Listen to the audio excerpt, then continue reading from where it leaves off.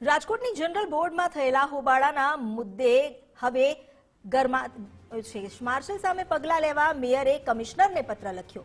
કમિશનરને પત્ર લખી માર્શલ વિરુદ્ધ કાર્યવાહીની માંગ કરી। મેયરના આદેશનું પાલન નહીં થયું હોવાનો પત્રમાં ઉલ્લેખ છે। જનરલ બોર્ડમાં હોબાળા બાદ વિરોધ પક્ષે હંગામો મચાવ્યો હતો। હોબાળો થતા વિપક્ષના નેતાઓએ બહાર કાઢવા મેયરે આદેશ કર્યો।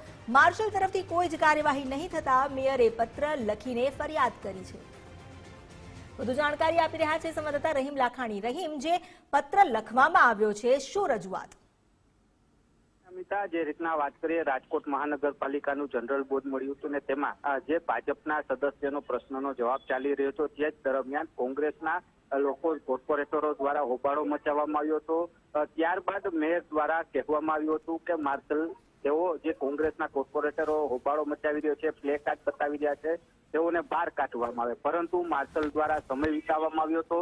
તેને બહાર કાઢવાનો સમય વધારે લાગતા અંતે મેયર દ્વારા તેની સામે કાર્યવાહી કરવાની માંગ કરવામાં આવી છે અને પત્ર મ્યુનિસિપલ કમિશનરને લખવામાં આવ્યો છે। જો કે જનરલ બોર્ડ પૂર્ણ થયા બાદ સ્ટેન્ડિંગ કમિટીના ચેરમેન દ્વારા પણ જે માર્શલ છે તેઓની સાથે ચર્ચા કરવામાં આવી હતી, પરંતુ જે મેયરના આદેશનું પાલન ન કરતા તેની સામે કાર્યવાહીની માંગ છે કરવા માટે થઈને પત્ર છે મ્યુનિસિપલ કમિશનરને લખવામાં આવ્યો છે। જી, આભાર આપનો જાણકારી આપવા માટે।